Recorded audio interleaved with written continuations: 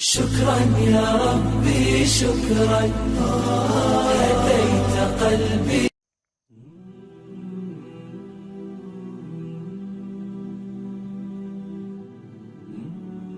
لله علينا أفضال نحن معشر العصاة. أول فضل الستر، وما منا من أحد إلا ويعلم أن الله ستره. اللهم استر واجعل تحت الستر ما تحب، لطالما سترت على ما تكره. ولأجل هذا سمى نفسه الستير جل جلاله. ليس هذا فقط، بل رتب على من يراك وأنت تعصيه فيستر عليك.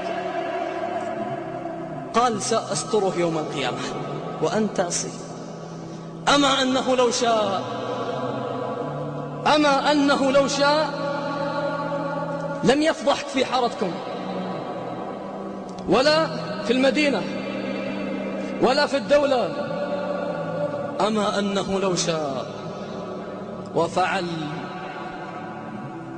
لو شاء لجعلني وإياك بعد المعاصي اللي سويناها ما نرفع رؤوسنا.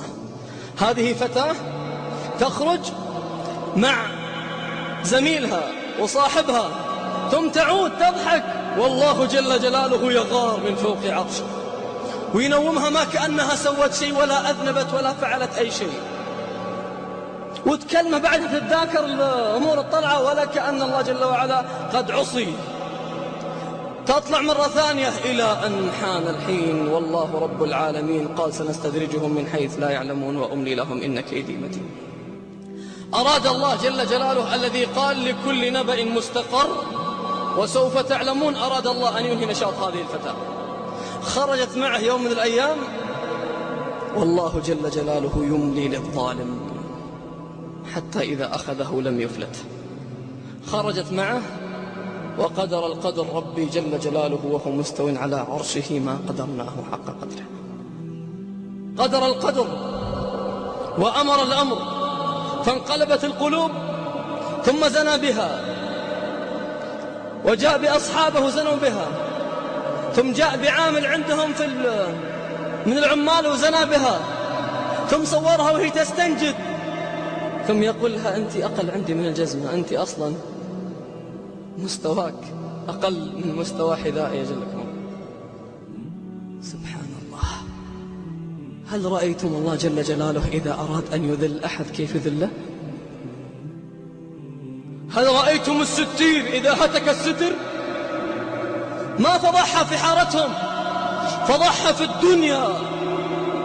والله ما اتصل علي زميل لي من بريطانيا يقول جاني إيميل من عندكم فتاة صار معها كذا وكذا. جل جلاله إن الله لا يظلم الناس، إن الله لا يظلم الناس، إن الله لا يظلم الناس شيئا ولكن الناس أنفسهم يظلمون. لو كانت هذه الفتاة معاقة ما تجد من ينظفها بعد كل وجبة، والله ما تخرج. لو كانت هذه الفتاة تغسل كلاها 8 ساعات ما خرجت. وإذا أنعمنا على الإنسان، وإذا أنعمنا على الإنسان أعرض، وإذا أنعمنا على الإنسان أعرض. لكن المسألة ما انتهت هنا، أن يفضحها الله جل وعلا ويفضحها. هو ما زنى فيها في بيتها، خرجت معه والله جل جلاله يغار. المسألة ما هي هنا، المسألة ملايين تداول الصور. والله وعد أن يوقفنا جميعا، والله الذي وعد لا يخلف الميعاد.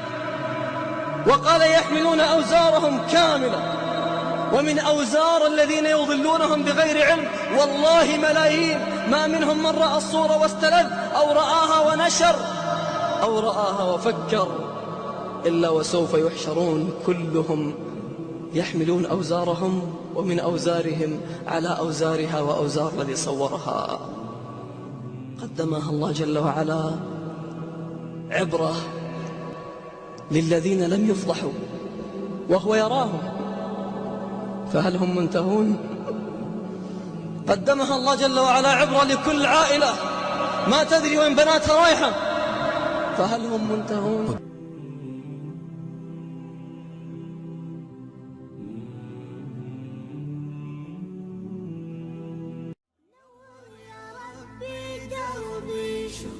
واستر يا